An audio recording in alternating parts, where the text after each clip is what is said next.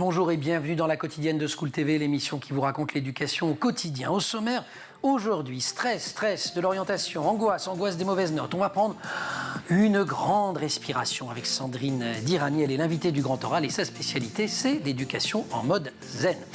L'anti-sèche des Maguessel. L'anti-sèche, vous le savez, c'est la manière dont l'actualité résonne dans les programmes. Programme d'anglais aujourd'hui. Et l'actualité, c'est un anniversaire, celui de la naissance d'Edgar Allan Poe. Le magazine Vocable lui consacre un dossier dans son numéro de janvier. L'heure de la récré est toujours avec Emma, direction Saint-Nazaire, où les médiathèques ont mis en place une activité tout à fait étonnante pour les enfants. Et puis enfin, comme tous les jeudis, nous avons rendez-vous avec Plateau Repas, la chronique de notre nutritionniste et diététicienne Sandra Ferreira. Vous aimez le popcorn, mais vous redoutez ses effets sur la santé. Eh bien, restez à l'écoute. Sandra a un truc. Sandra, elle a toujours un truc, en fait.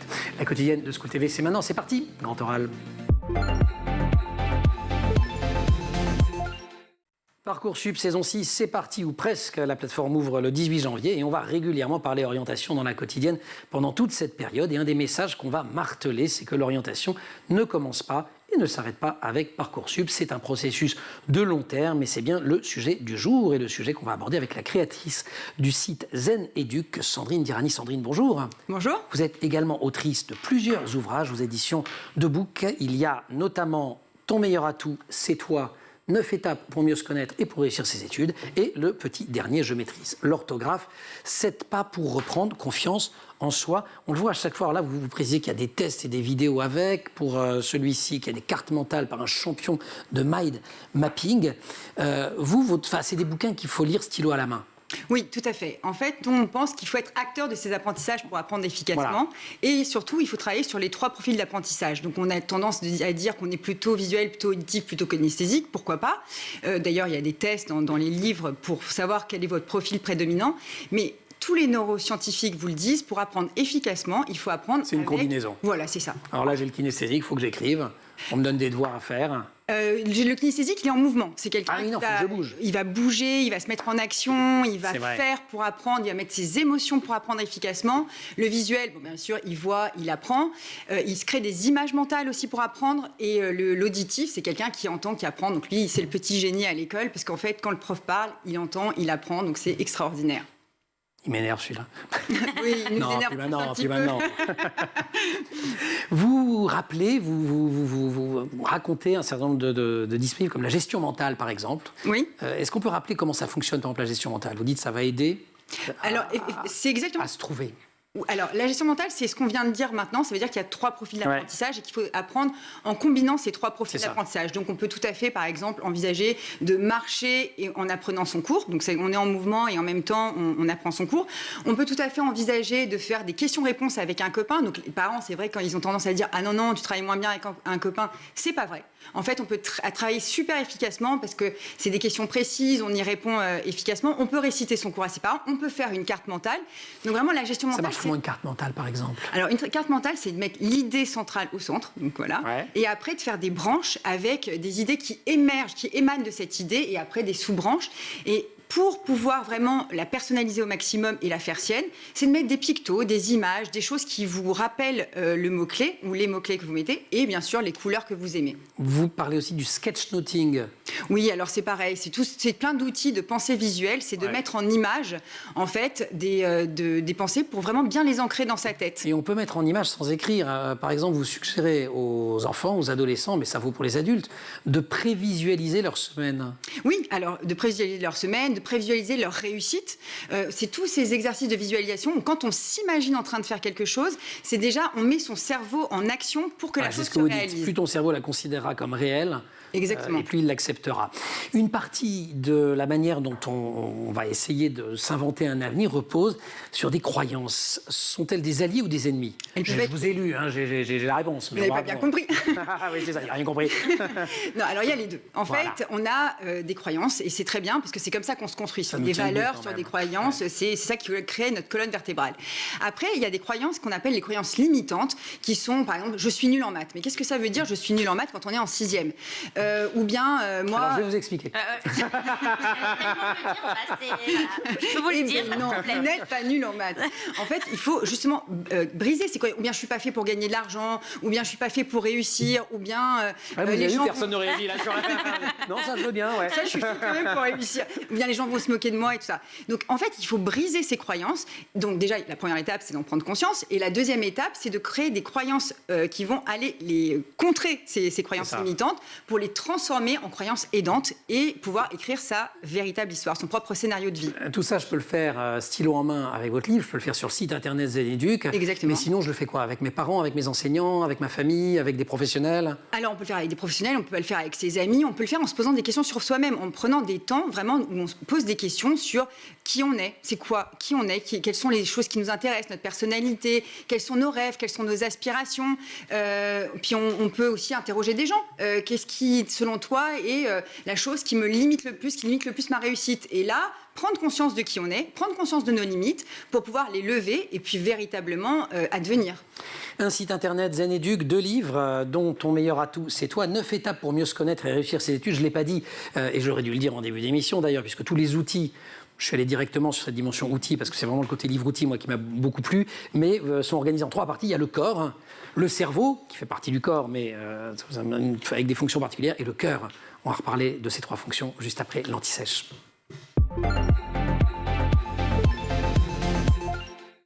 Emma, bonjour. Bonjour Emmanuel. Les maths? Non, les maths, non. L'anti-sèche, la manière dont l'actualité résonne dans les programmes.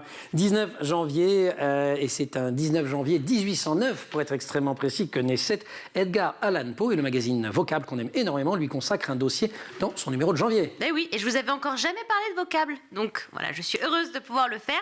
C'est un magazine qui permet aux élèves de progresser en anglais. C'est un mensuel. À l'intérieur, vous trouvez des articles en anglais, des journaux anglophones, de l'actu internationale, avec à chaque fois des mots de vocabulaire expliqués, mais aussi de la culture, de l'histoire. Et donc, il y a une rubrique Une plume à la loupe. Et pour le mois de janvier, c'est donc Edgar Allan Poe, auquel le magazine a choisi de consacrer un portrait. Edgar Allan Poe, un des écrivains américains les plus influents du 19e siècle. Il a fait plein de choses, d'ailleurs. Il a fait plein de choses. Critique, auteur, poète, journaliste, éditeur.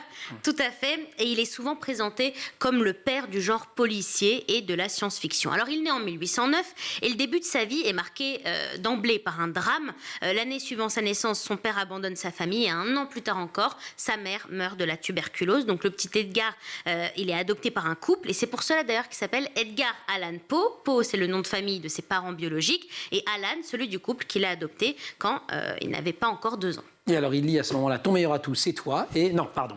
Et l'écriture, mais il y a un peu de ça quand même, finalement, parce qu'il va croire en lui. L'écriture s'impose très vite dans sa vie. C'est un élève brillant, il a envie d'écrire, mais il est obligé d'arrêter ses études, car pas assez d'argent pour les financer. Il s'engage dans l'armée, mais finit par faire en sorte de se faire renvoyer. Ce qu'il veut, lui, c'est vraiment écrire. Il publie des poèmes en 1827 et en 1830, mais ça passe complètement inaperçu au début. Il se tourne alors vers le journalisme. Oui, mais le métier... Tous les poètes, voilà. Je peux vous en parler. Mais en tout cas, le métier... Oh là là. Vous avez des poèmes. Non, pas du tout. Bon, en tout cas, le métier de journaliste, il est très précaire, il gagne très mal sa vie, mais c'est là qu'arrive le premier succès littéraire. Le magazine Baltimore Saturday Visitor, hebdomadaire paru à Baltimore à l'époque, propose un concours et $50 à celui qui écrira la meilleure nouvelle. Et c'est Edgar Allan Poe qui remporte le premier prix avec sa nouvelle Le manuscrit trouvé dans une bouteille, que le journal publie. On est en 1833 et la carrière de l'écrivain, ça y est lancée. Plein de journaux vont se battre pour publier des textes d'Edgar Allan Poe. Mais oui, aventure sans pareil d'un certain Hans Pfaall, par exemple, qui est considéré comme la première nouvelle de science-fiction moderne. Edgar Allan Poe imagine un futur où les gens peuvent utiliser des montgolfières pour se rendre sur la Lune. Ceci dit, science-fiction, mais des montgolfières sont en train vraiment d'être testées pour aller dans l'espace. Je vous en avais déjà parlé. Donc, il est un peu avant-gardiste, Edgar Allan Poe. Voilà. Il commence à vivre de ses écrits littéraires, mais c'est quand même par le journalisme que sa carrière prend un nouveau tournant. Et oui, il devient rédacteur en chef adjoint d'un magazine que rachète ensuite un ami à lui. Et à partir de ce moment-là, Edgar Allan Poe a une liberté totale de publication. En 1841, il publie par exemple Double assassinat dans la rue Morgue, qu'on étudie d'ailleurs au lycée en cours d'anglais. Suivent d'autres nouvelles dans d'autres magazines et des poèmes aussi dont le plus connu reste Le Corbeau, publié en 1945. 1845. En 1900, vous avez raison. Je vous avais dit, les maths, c'est pas mon truc. 1845, qui raconte l'histoire d'un homme qui pleure la mort de son amour Léonore. Et il y a ce corbeau au-dessus de lui qui répète sans cesse « jamais plus »,« never more » en anglais. Voilà, ce qui finit par faire sombrer le narrateur dans la folie. Ce thème d'ailleurs de la folie, la mort, la perte, le deuil, ils sont omniprésents dans ses écrits. Oui, je vous disais qu'il était pionnier dans le genre de la science-fiction, mais il est un des écrivains qui impose également le style de roman policier. D'ailleurs, chaque année, on décerne le prix Edgar Allan Poe, qui récompense chaque année les meilleures œuvres du genre policier, justement. Et il meurt tout jeune, 1849, 40 ans. Tout à fait, 40 ans. Très peu de temps après sa femme, Virginia, son décès le fait d'ailleurs sombrer dans l'alcoolisme. Il a des bouffées délirantes, il le vit très mal. Et encore aujourd'hui, on connaît pas bien les circonstances exactes de sa mort. En tout cas, en France, c'est un certain Charles Baudelaire, tout à fait, qu'on en apprend plus sur l'écrivain, sur Edgar Allan Poe, puisque Baudelaire admirait Poe. Et puis rien d'étonnant à cela, parce qu'ils ont les mêmes thèmes de prédilection. Voilà. Et c'est notamment grâce à Baudelaire que Poe a pu se faire connaître en France. Et vous, si vous avez envie de connaître Edgar Allan Poe, vocable, vous lisez vocable. Voilà, c'est super. Et merci, on se retrouve pour la récré. Absolument. Grand oral, Sandrine Dirani. Sandrine Dirani qui a créé Zen Éduc en 2016 pour aider un maximum de jeunes à acquérir des compétences essentielles, mais surtout à devenir autonomes et acteurs de leurs apprentissages. Elle est aujourd'hui l'invitée du Grand Oral. Comment vous avez eu l'idée ? Alors, j'ai 2 enfants, dont mon aîné... Qui ont 11 ans d'écart, c'est ça ? Qui ont 11 ans d'écart, donc Alexandre et Swan. Et Alexandre avait des difficultés à apprendre, c'était pas facile, ça n'a jamais été fluide, la scolarité. Et donc, ça m'a fait développer des trésors d'ingéniosité pour essayer de comprendre ce qui pourrait l'aider au maximum. Et c'est comme ça qu'est né Zen Éduc. Et vous dites que 11 ans, l'écart entre les deux, plein de choses avaient changé. Ah ben, je ne suis pas la même personne, évidemment, heureusement. Et c'est ce que j'essaye de faire comprendre aux jeunes dans Ton meilleur à tous et toi, c'est qu'on est des êtres en mouvement. Donc bien sûr qu'on a des croyances limitantes, bien sûr qu'il faut les lever, bien sûr qu'on a des objectifs, des rêves, mais on a le droit de changer de rêve, on a le droit de changer d'objectif, on a le droit de changer de tout dans la vie parce que la vie change et que nous, on change avec. Et c'est ça qui est beau. Les erreurs que vous ne commettriez plus ? Alors, quand je dis erreur, le mot est un peu lourd. Des choses que vous faites différemment aujourd'hui. Alors déjà, je ne suis pas du tout la même mère. Je suis beaucoup plus cool avec Swan que je l'étais avec Alexandre. Swan, il me l'a dit tout à l'heure. Il a dit... Qu'est-ce qu'elle est cool. Elle est vraiment sympa. Non, ça énerve un peu Alexandre, normalement. D'accord, exactement. Ça énerve Alexandre. Voilà. Non. En fait, c'est que je prends les choses complètement différemment. Je comprends qu'en fait, les choses ne sont pas figées, que leur avenir est devant eux et que l'avenir de tous nos jeunes est devant eux et qu'ils vont apprendre plein de choses sur le chemin. On est tous plus ou moins avancés sur le chemin de la vie, mais on est tous en apprentissage permanent, nos enfants comme nous d'ailleurs. Et donc, c'est ça qui est génial. Ce qui est très important dans ce livre, j'y incite, vous insistez beaucoup, vous, sur le fait que c'est normal de tâtonner, c'est normal de se tromper, c'est normal de ne pas savoir. Voilà, c'est à la fois un livre pratique, c'est une méthode, mais ce n'est pas une vérité révélée qui vient d'en haut. Vous êtes né au Liban, vous êtes arrivé en France dans une famille qui n'avait pas vraiment les codes du système. Quelques années plus tard, vous entrez à l'ESCP Europe. Et puis ensuite Zen Éduc. Comment ça s'est passé, vous, votre éducation ? Qu'est-ce qui vous a donné cette confiance ? Alors, je pense que j'ai été vraiment aimée par mes parents et qu'eux-mêmes avaient vraiment confiance en moi. Donc, ça m'a... Enfin, je pense que quand on a des racines solides, on peut avoir des ailes. Et je pense que j'ai des racines vraiment solides. C'est des gens qui ont des valeurs fondamentales extrêmement importantes, dont l'éducation, dont l'apprentissage, dont le fait d'évoluer tout au long de sa vie. Et je pense que même aujourd'hui, quand j'ai Zen Éduc, d'ailleurs, je déjeunais chez eux à midi, et c'est les premiers auxquels j'ai offert le livre Zen Éduc, et je leur ai dédicacé parce que, en grande partie, je leur dois cette réussite. Que dirais-tu de choisir un scénario de vie gagnant, écrivez-vous dans le livre. Vous avez fait comment ? C'était quoi votre scénario gagnant ? La liberté. Je pense que mon scénario de vie, c'était justement de m'affranchir de beaucoup de codes et de comprendre ce qui était important pour moi. Donc, j'ai fait des choses très carrées, c'est-à-dire que je suis sortie, j'ai eu mon bac avec mention bien. Après, je ne savais pas ce que je voulais faire, donc forcément, j'ai fait la voie royale, j'ai fait une prépa, puis j'ai fait le SCP, puis j'ai fait le BCG, parce que je sais Boston tout. Consulting Group. Voilà, donc, Boston Consulting Group, un cabinet de conseil en stratégie, parce que je savais... Enfin, des grands cabinets mondiaux. Exactement, parce que je ne savais toujours pas ce que je voulais faire. Et après, je me suis toujours ouvert des portes. Et je pense que quand on cherche, justement, on demande aux jeunes de découvrir leur voie avec Parcoursup quand ils ont 16, 17, 18 ans, c'est une aberration, parce qu'en réalité, on va trouver ça bien plus tard. Moi, j'ai commencé à savoir ce que je voulais faire vers 35 ans. Aujourd'hui, je peux dire que je suis alignée avec ce que je fais. Mais pendant très longtemps, j'ai appris plein de choses, je m'éclatais dans ce que je faisais, mais je n'étais pas forcément totalement alignée avec ce que je faisais. C'est un peu quand même un discours de bon élève aussi, ça, parce que vous pouvez le dire aujourd'hui, mais parce qu'en même temps, vous aviez des bonnes notes, vous faisiez de belles études et il n'y avait pas une pression terrifiante. Je trouve que c'est presque l'inverse, parce qu'en fait, en étant bon élève, j'aurais pu continuer dans cette voie qui était toute tracée, continuer au Boston Consulting Group et devenir partenaire un jour et ne pas me poser ce genre de questions.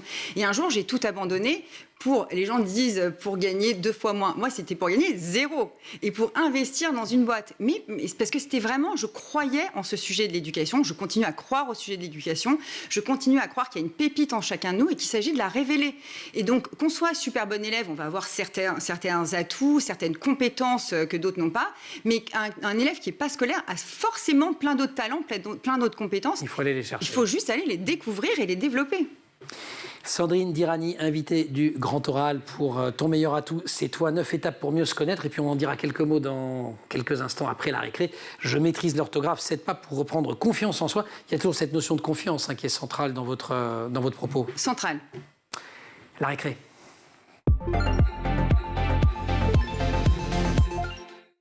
Rebonjour Emma. Rebonjour Emmanuel. Direction Saint-Nazaire, dans cette heure de la récré. Les médiathèques de la ville ont mis en place une drôle d'activité pour les enfants qui allait forcément vous plaire. Oui, vous allez me dire que je vous raconte que des histoires canines, mais que voulez-vous, c'est l'actu, c'est pas moi. Donc, tout à fait. Donc depuis la semaine dernière, dans les médiathèques de Saint-Nazaire, on propose aux enfants... une passion pour les chiens. Si je viens d'avoir un petit chien, je suis fan, j'adore. Si à 35 ans, vous la retrouvez... avec un truc qui a un lien avec les chiens. Elle aura trouvé sa voix. Oui, c'est pas un hasard. Non, peut-être pas à ce point quand même, mais en tout cas oui. Mon petit chien, je l'adore. Donc, dans les médiathèques de Saint-Nazaire, on propose une activité de médiation animale aux enfants. Alors, qu'est-ce que c'est que la médiation animale ?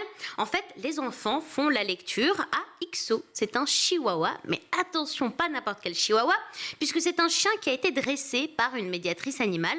Elle met en relation l'homme et l'animal dans le but d'améliorer. C'est Ixo, là, qu'on voit à mais l'antenne. oui, il y en a 3 petits chiens. Il y a 3. Ils s'appellent Ixo tous les 3. Alors non, mais il y en a un qui s'appelle des problèmes identitaires, Ixo. Je ne sais pas lequel est Ixo, mais il y en a 3 et ils se... Génial. Voilà. Et Je vous ai interrompu. Donc la médiatrice animale... Voilà, met en relation l'homme et l'animal dans le but d'améliorer le bien-être psychologique, physique ou même social des personnes accompagnées, en l'occurrence là, des enfants. Et donc c'est quoi les bénéfices, les bienfaits de lire avec un chien ? Pour les tout petits, ça permet déjà de s'entraîner à lire à voix haute face à quelqu'un qui ne nous juge pas. Puisque quand on lit face à des parents, ils peuvent vite s'agacer si on ripe sur un mot, si on n'y arrive pas. On va porter un jugement, alors que le chien, lui... il jugera jamais. Ils sont géniaux, nos amis les chiens. Et mine de rien, les enfants progressent. Et les premiers ateliers, d'ailleurs, ont été un franc succès. Les parents sont ravis, les enfants aussi. Ils se prêtent au jeu super facilement. En plus, le chien est adorable. Tout ça, c'est fait dans la bienveillance. Le chien rend l'ambiance apaisée et chaleureuse. On peut le caresser et tout. C'est super. Donc, ça nous intéresse. Donc, si ça vous intéresse, les médiathèques de Saint-Nazaire, ça se passe donc, dans les 2 médiathèques. C'est une fois par mois. Donc là, en janvier, c'est fini. Le prochain, ça sera le 11 février. Voilà. Vous n'avez pas posé une journée le 11 février? C'est possible que je pose une journée. Vous vous rendez compte, lire à un chien, mais ça doit être hyper apaisant. Moi, j'adore les ça. Non, je ne sais pas, mais c'est pas mal. Pourquoi pas? C'est apaisant, why not? Pourquoi pas? Pourquoi pas? Voilà. Merci beaucoup, Emma. Sandrine Dirani, Zénéduc, le Grand Oral. Ton meilleur atout, c'est toi, c'est The Book, le site internet Zénéduc, et donc un deuxième livre qui vient de sortir et qui porte sur l'orthographe. Tout cela pensé et produit par Sandrine Dirani, invitée du Grand Oral. Vous écrivez dans Ton meilleur atout, c'est toi, vos rêves. Alors je ne sais plus, c'est vous qui l'écrivez d'ailleurs aussi, c'est dans la préface. Vos rêves sont le moteur de vos vies et ce sont eux qui façonnent le monde, les rêves. Qu'est-ce qu'on fait quand on n'a pas de rêve? Qu'est-ce que vous dites à des parents ou des ados qui viennent vous voir en disant voilà. Alors, de façon Anna Karina dans le film de Godard, je ne sais pas ce que je veux. Alors je pense qu'il y a beaucoup d'ados qui n'ont pas vraiment de rêve ou qui ont plutôt l'impression que leurs rêves ne sont pas légitimes. C'est-à-dire qu'ils ont envie d'être rappeurs, c'est pas cool, ils ont envie de faire du skate, c'est pas cool. En fait, il y a plein de choses. Il s'agit de développer l'envie chez les jeunes et la motivation, l'élément même, le moteur qui est chez eux. Et après, ça va ou pas se développer dans la sphère de l'éducation, enfin de la scolarité, mais de toute façon, à un moment, ils vont trouver leur voie. Donc, si on Et comment on apprend à se formuler des rêves alors? Je pense qu'on a tous des rêves, mais que justement nos croyances limitantes font qu'on met un petit voile dessus en croyant que c'est pas les bons ou qu'ils vont pas être acceptés par la société. Mais il y a peu de personnes qui ont zéro rêve. Sinon, vous conseillez de faire des tests, vous en proposez un certain nombre. Il y a beaucoup de tests pour apprendre à se découvrir, à savoir qui on est. Sa personnalité. Exactement, sa personnalité. Il y a un test sur les drivers aussi. Exactement. Et qu'est-ce qui nous va, à quoi on réagit? Voilà, exactement. C'est toutes les injonctions qu'on a eues quand on était jeune, qui, comme les croyances, ont un côté extrêmement positif, parce que c'est ça qui nous a construits, mais qui à un moment peuvent être un frein. Par exemple, soit parfait, soit parfait, soit parfait. On a l'impression que si c'est pas carrément parfait, on n'a pas le droit de lancer un produit sur le marché ou de montrer un ouvrage à ses parents, un écrit. Mon livre, je vous le dis tout de suite, il n'est pas parfait et il est pourtant. Et c'est comme ça. Et vous l'avez montré à vos parents. et je l'ai montré à mes parents. Waouh. Je me suis soignée. Quid de l'école? Est-ce qu'elle aide vraiment les jeunes? Moi, je pense que c'est un faux débat, le débat sur l'école. Je pense que l'école aide énormément les jeunes. Je pense que les profs aident énormément les jeunes. Je pense qu'aujourd'hui, il y a de plus en plus de jeunes par classe, qu'il y a aussi beaucoup d'outils. Les profs n'ont pas forcément tous les outils, même s'ils ont l'aspiration d'avoir de plus en plus d'outils, d'où la nécessité d'ouvrir le maximum de formations pour les profs qui sont vraiment férus de tout ça, qui sont en demande. Et je pense qu'il faut vraiment aider les professeurs en tant que parents et faire un travail collaboratif, prof-parents, pour... On est tous embarqués dans la même galère, c'est dans ça, le même en sens. fait, exactement. On est sur le même bateau. Je le citais en début d'émission, c'est la période Parcoursup, donc ça concerne qu'une minorité des jeunes, mais enfin c'est quand même à chaque fois une génération qui rentre dans ce parcours. Période de stress, le stress, c'est pas toujours bon. Alors vous distinguez plein de types de stress en disant déjà si on arrive à identifier l'origine la forme de stress qu'on a, ça va aider. Il y a le stress de fuite, le stress de lutte et le stress d'inhibition. Oui, tout à fait. Bon, alors ça, c'est différentes formes. C'est notre réaction par rapport au stress. Mais de toute façon, il y a un stress positif et un stress négatif. Il y a le stress positif qui est le stress du cerveau, en fait, automatique, qui vous indique quand il y a un danger. Et donc ça, c'est quand même super positif. Et après, il y a le stress qui inhibe, qui fait qu'on n'avance plus. Et ça, pour le coup, c'est plutôt un stress négatif. Donc il faut justement réussir à prendre les éléments le message de stress que le cerveau nous envoie pour dire... Ce que vous faites là pour dire que c'est dans la partie... Et dire, OK, il y a un danger, et puis venir vers le préfrontal pour s'interroger sur les sources de ce stress. Est-ce qu'il est réel? Est-ce qu'on se l'invente? Comment le dépasser? Comment trouver des moyens pour oser des choses? C'est ce que je dis d'ailleurs dans Ton meilleur à tous, c'est toi. Il faut oser en limitant le risque. C'est pas se dire, voilà, demain, moi, je veux devenir chanteur et je vais tout abandonner pour être chanteuse, parce que vu ma voix, il faudrait mieux pas. Mais je peux travailler dans l'univers de la musique, je peux faire plein de choses qui me permettent de réaliser ma passion tout en limitant le risque. Voilà. Nouveau livre, je le disais, sur l'orthographe. Pourquoi ? Parce que j'ai tous les jours des parents extrêmement démunis face au niveau d'orthographe de leurs enfants. J'ai tous les jours des salariés qui en pleurent parce qu'ils ont perdu confiance en eux. Ils ont l'impression d'avoir un plafond de verre, d'avoir des difficultés d'embauche, d'avoir des difficultés aussi dans la promotion, dans la progression de carrière, et que c'est inadmissible parce qu'en fait, quand on a mal au dos, on va chez le médecin et on prend des médicaments. Quand on a un problème en orthographe, on se forme et on répare en quelques heures des difficultés orthographiques. Donc c'est une méthode... Alors, je l'ouvre juste pour montrer, c'est pas traumatisant. Non. Voilà. Alors, dès que ces aides-éduquent, le but, c'est que ce soit que ce soit le moins traumatisant possible. Il y a beaucoup de couleurs, beaucoup de schémas. Bon, il y a quand même des schémas, il y a quand même des trucs à apprendre. Oui, mais c'est sur le même principe du rigoureux grammaire, quoi.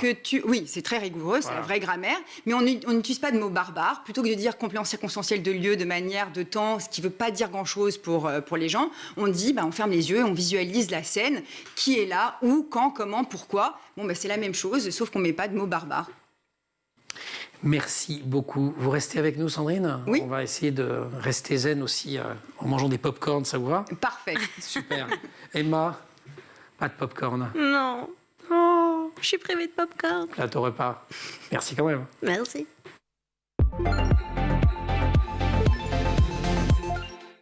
Plateau repas, c'est tous les jeudis notre rendez-vous avec Sandra Ferreira, notre chroniqueuse, diététicienne, nutritionniste dans le civil. C'est aujourd'hui la journée mondiale du pop-corn. J'ai cru rêver en voyant ça. Il y a donc une journée mondiale du pop-corn, le pop-corn que les enfants et certains parents adorent. Il a sa journée.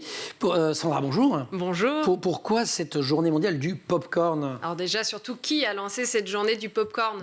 Sans surprise, les Américains. Les Américains, sont les États-Unis, effectivement. Alors, c'est vrai que le pop-corn est un incontournable au cinéma, lors d'un bon film à la maison, on sort, hop, les pop-corn, c'est assez sympathique. On peut aussi le retrouver à l'apéritif, lors d'anniversaire. Et pour la petite légende, quand même, comment est apparu le pop-corn? Ça veut dire quoi, pop-corn? On va traduire. Ah bah oui, alors pop-corn, corn, maïs, pop, éclaté. Donc un maïs qui a éclaté, voilà, tout simplement. Pop-corn, il est là parce que là, c'est du pop-corn que j'ai fait éclater justement avant de venir. Alors d'après la légende, justement, comment il est arrivé? Alors il paraîtrait qu'un riche fermier du nom de Gonzalo Quadré aurait fait sécher un excédent de maïs, comme ça, hop, et d'un coup, un jour de grand soleil, il a entendu des bruits comme ça, de crépitement, tac, tac, tac, tac, ça sautait partout, et il a goûté. Et il a trouvé ça bon, et il a commercialisé. Voilà, le pop-corn est né comme ça. Et puis, à la fin du 19e siècle, là, c'est Charles Cretors, un confiseur américain, qui a inventé à Chicago une machine à vapeur, vous savez, là, ambulante, à faire le pop-corn. Et bien, du coup, il a transformé son maïs en popcorn un peu partout et ça s'est répandu aux États-Unis. Et maintenant, on en consomme désormais un peu partout, dans les cirques, par exemple, les fêtes foraines ou les cinémas, ou aujourd'hui chez School TV. Et ouais.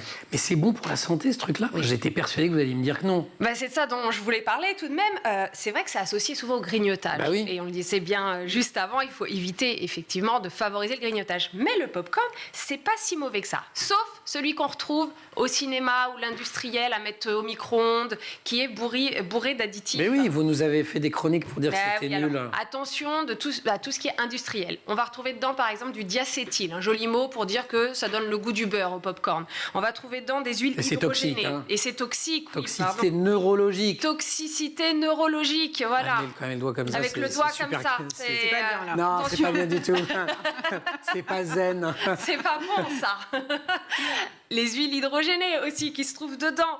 Attention, ça, c'est les maladies cardiovasculaires. Les maladies cardiovasculaires avec le petit doigt. La meilleure façon de consommer du popcorn, c'est de le consommer fait maison. Juste du maïs qu'on va faire sauter. C'est riche en fibres, c'est riche en antioxydants. Ce sont des petites molécules qui ralentissent le vieillissement des cellules. C'est peu calorique en plus. C'est génial. Et alors là, je peux mettre plein de sucre ou de sel et tout ça, et de beurre. Non, voilà, faut faire attention. Je savais qu'il y en avait un truc. Oui, attention à pas doser. Ce qui est bon, c'est le maïs dans l'histoire. Bah, c'est ça, en fait. C'est du maïs, voilà. Ouais. Sauf qu'il est éclaté, tout simplement. La recette idéale, ça, vous achetez, voilà, c'est ça. Ça, c'est du maïs à éclater, parce qu'il faut une certaine espèce de maïs. Vous verrez, vous achetez maïs à popcorn, maïs à éclater. Et tout simplement, avec un peu d'huile de tournesol, vous faites sauter dans votre poêle et point final. Là, j'ai juste mis du sel en plus parce que je trouve que c'est plus sympa. On peut rajouter. Non, je vais pas vous faire manger pendant que vous faites une chronique. Là. Mais on peut rajouter un petit peu de beurre, un peu de sucre si vous voulez, mais juste un peu de sel comme ça et c'est parfait. Les enfants adorent. Génial. Donc en fait, c'est une collation saine pour les enfants. Mais, oui, en fait. D'accord. Mais pas en grignotage, si. Alors, faut pas que ça devienne un grignotage, effectivement, mais ça peut être une collation à 4 heures. Du point de vue nutritionnel, je rappelle quand même qu'il apporte en plus ce popcorn du manganèse, 56% des apports journaliers recommandés, c'est-à-dire quand même plus de la moitié pour 100 grammes, du magnésium, du phosphore, du zinc, du cuivre, de la vitamine B3, B6, tout ça c'est bon pour le système nerveux, donc c'est pas rien. Les polyphénols qu'il contient, j'explique. Les polyphénols, non, là, c'est sympa. Ça c'est plutôt polyphénols. Les polyphénols qu'il contient sont très bons pour la santé. Ce sont des molécules c'est des antioxydants. qui ralentissent. Oui, ce sont des antioxydants qui ont tendance à ralentir le développement des mauvaises cellules et donc qui ralentissent le risque de développer un cancer. Je voudrais que vous articuliez, mais très, mais attentif, la phrase d'après là. Allez-y. Une étude réalisée par des chercheurs de l'université de Scranton, avec mon superbe accent, en Pennsylvanie, a d'ailleurs montré que le popcorn contenait davantage d'antioxydants que les fruits et les légumes. Une bonne raison de ne plus se priver de popcorn, à condition de le préparer soi-même. Ça, vous l'avez compris, Emmanuel. C'est génial. Il n'y a même pas un point négatif, alors? Si, il y a les 2 petits points négatifs. Ah, je vous retrouve. Quand même. Quand même. Le premier point, vous allez voir, ils sont tout petits. Le premier point, oui, allez-y, mangez cette Non, je sais que je vais éviter un cancer. Attends, moi aussi. En tout cas, et moi, je mange, c'est comme si je mangeais des légumes verts. Pas tout à fait. Alors, justement, selon une étude de l'université de Scranton, Pennsylvanie, je suis en train de manger un brocoli. Sauf qu'arrive, mais de points négatifs, sous prétexte que vous avez écouté cette chronique, il ne faut pas se dire je peux manger du popcorn à tout va. Le but n'étant pas de favoriser le grignotage chez nous et chez les enfants. Donc attention, il ne faut pas quand même exagérer. Et le deuxième point négatif, et c'est une mise en garde très très importante, parce qu'on a eu malheureusement des cas d'étouffement. Le popcorn est déconseillé aux enfants de moins de 5 ans, parce qu'il y a un risque de fausse route, voire d'étouffement. Ça quand même, il ne faut pas pas oublier. Génial. Voilà, bon popcorn. Bon, mais formidable. Moi, c'est pas du grignotage, je suis au travail, donc c'est ça, je suis bien obligé. C'est une obligation professionnelle. Vous aussi, parce qu'il faut faire un invité sympa. Comme ça, je rappelle que vous avez publié Ton meilleur atout, c'est toi, 9 étapes pour mieux réussir, pour se connaître, mieux se connaître et réussir ses études. Le petit dernier, une grammaire un peu pas comme les autres, je maîtrise l'orthographe, 7 pas pour reprendre confiance en soi. Et puis on va sur le site internet Zen Educ. Tout à fait. Merci Sandrine de nous avoir accompagnés. Sandra, merci beaucoup pour la recette des pop-corn. Je ne voudrais pas que vous grignotiez trop, donc je gère. Oui, c'est ça. Voilà. Merci beaucoup à vous. Merci évidemment à toute l'équipe. Colline Hamel au maquillage, Marine Plantec à la préparation de l'émission qui en régie était assistée aujourd'hui par Laura Girard et Louise Merlin pour le son, Romain Luc pour la réalisation. Vous restez sur School TV et vous nous retrouvez Fausse Route. Oui, c'est ça. Et vous nous retrouvez en permanence sur Internet et sur les réseaux sociaux.